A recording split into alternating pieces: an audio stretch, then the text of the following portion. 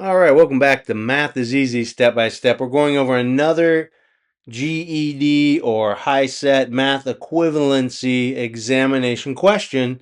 Let's get right on into it. What is the diameter of a circle if the area and circumference are equal?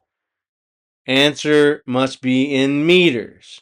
So they're asking what is the diameter of a circle when the area and the circumference are equal to each other. Answer has got to be in meters. So if you want to practice this question, go ahead, go for it.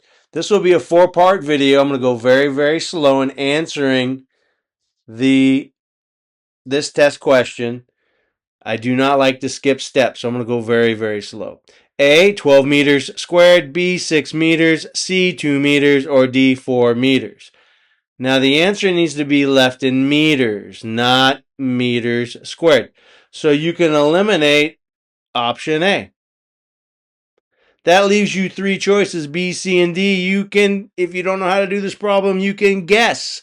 And 1 out of 3 is a 33.3% chance that you're going to guess the answer correctly. So that is a test taking strategy, and I'm just going to show you to conclude this part 1 video. Again, this is going to be a 4-part video. I'm going to go very slow.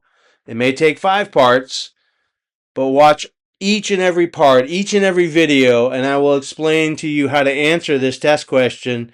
I'm going very slow. I will not skip steps. All right. So the test taking strategy here, you're supposed to answer in meters, M.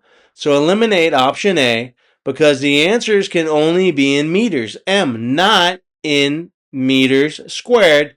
That's M to the second power. Okay, so stick around for part 2, part 3, part 4, possibly part 5 videos. I'm going to go very, very slow in explaining a lot of prerequisite knowledge that you just have to know in order to answer the test question. And I'm going to go step by step. Math is easy step by step. You can absolutely do this. If I've helped you, please help me help others. Like, follow, share, and subscribe. Thank you for joining me.